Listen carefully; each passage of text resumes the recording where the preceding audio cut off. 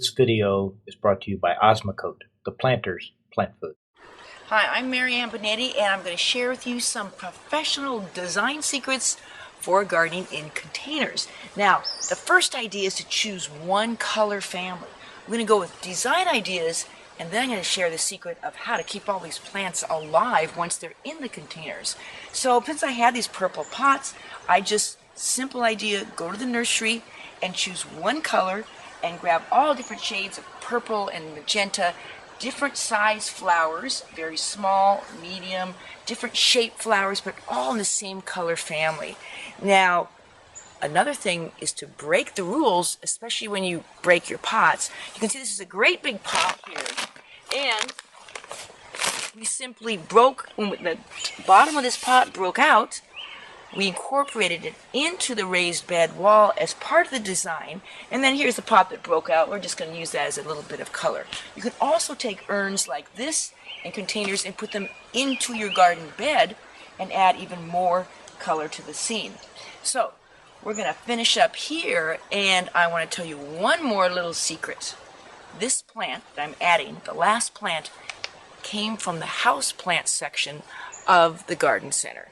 So always go check out the house plants for extra foliage. This is a Transdeskia.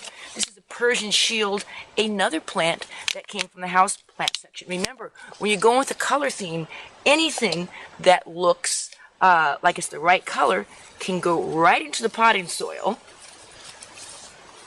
And this is in a partial sun, part shade situation. Let me show you some secrets for gardening in full sun in containers and in a very shaded area as well. Now here I am in the full sun on my sunny patio, and this urn design was inspired by the colors on my outdoor furniture and the bright orange and the bright yellow, and this is a centerpiece plant. The centerpiece plant is the tallest one, or the thriller. This is a new cordyline, and it has stripes of orange in it. That was the inspiration to add more of these twin spurs or diaskia flowers to it. I even have an orange glass orb just to punch up the design a bit.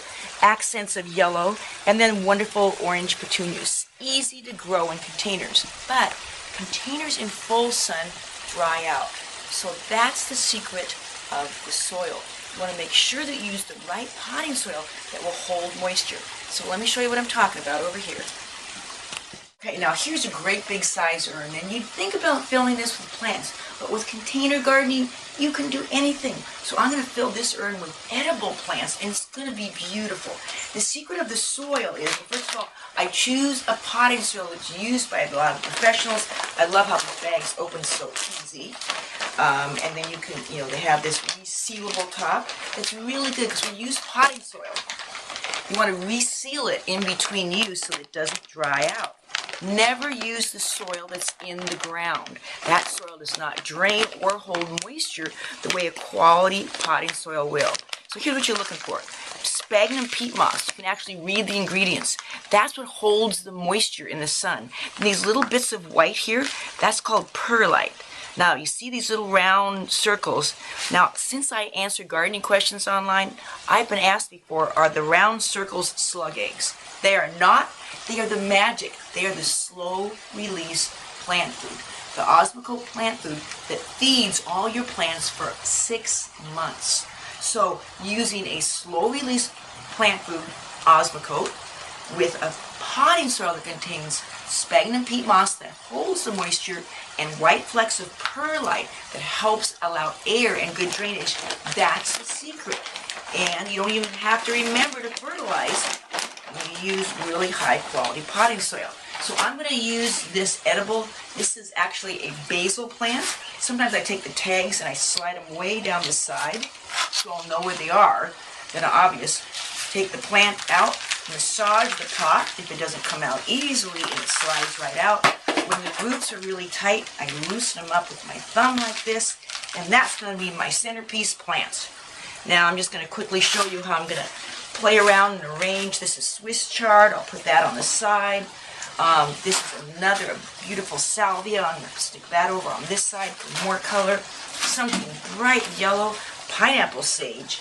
That's a nice shocking color. And you can add flowers like petunias, zinnias, anything. to your edible garden display. So I would take these out of the pot, of course, and plant them like I demonstrated. But look how pretty that is, an urn full almost totally of edible plants. Now, what about the shade? Well, on my covered patio, I have a very dark shaded area. So let's look at this window box back here. This is my shaded area. When you have a container that's in deep shade, you want to make sure that you choose plants that thrive in the shade.